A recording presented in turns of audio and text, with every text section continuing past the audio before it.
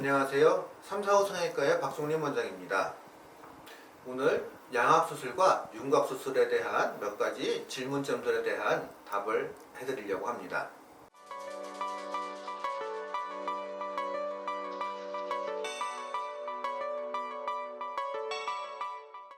양악수술은 위턱과 아래턱, 상악, 하악 두 턱을 합해서 양악이 되어서 양악수술이라는 말을 쓰게 되는 겁니다.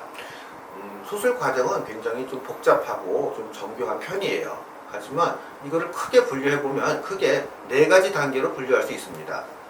위턱을 분리해서 움직일 수 있게 하는 단계, 위턱을 적절한 위치에 놓고 고정하는 단계, 그 다음에 아래턱을 움직일 수 있게 하는 단계, 아래턱을 고정하는 단계, 이 4가지 과정을 거쳐서 위턱과 아래턱을 이동시키고 고정하는 수술 과정을 거치게 됩니다.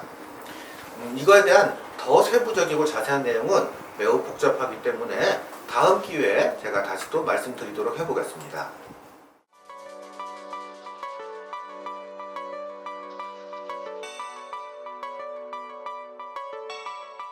수면 무호흡증과 코골이 때 양악수술을 하는 경우들이 있습니다.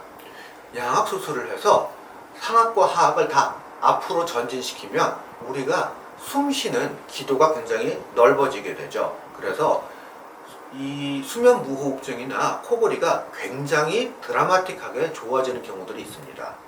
하지만 이렇게 할 경우에 입과 턱이 굉장히 돌출돼 보이게 되기 때문에 이런 아시아권에서는 미용적으로 바람직하지 못하다고 사람들이 생각하는 경우들이 굉장히 많습니다.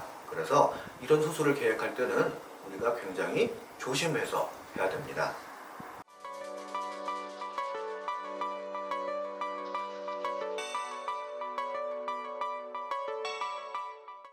양악수술은 기본적으로는 이빨과 이빨이 붙어있는 뼈를 동시에 움직이는 거기 때문에 우리가 이 뼈를 움직이면 교합면과 교정, 이빨 사이의 관계가 달라지게 됩니다.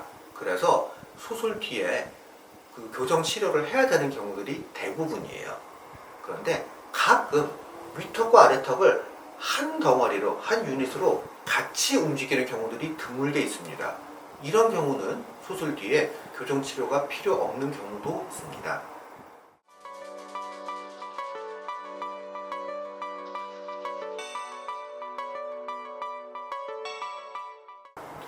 양악수술 때 턱의 움직임은 굉장히 다양합니다. 그런데 그중 예를 들어서 특히 얼굴이 길어서 우리가 길이를 줄이는 경우가 있어요. 이런 경우에 웃을 때 잇몸이 보이거나 이빨이 보이는 정도는 굉장히 드라마틱하게 크게 많이 차이가 나게 됩니다. 그러면 웃는 모습도 굉장히 많이 달라지겠죠. 물론 좋은 의미로 이야기입니다. 길이가 많이 변하지 않는 경우에도 우리가 얼굴에 표정을 짓는 근육의 위치와 길이, 그러니까 근육이 붙는 점, 작용점, 이런 위치들이나 이런 것들이 많이 변하기 때문에 웃는 모습이나 이런 것들이 살짝 달라지는 경우들이 흔히 있을 수 있습니다.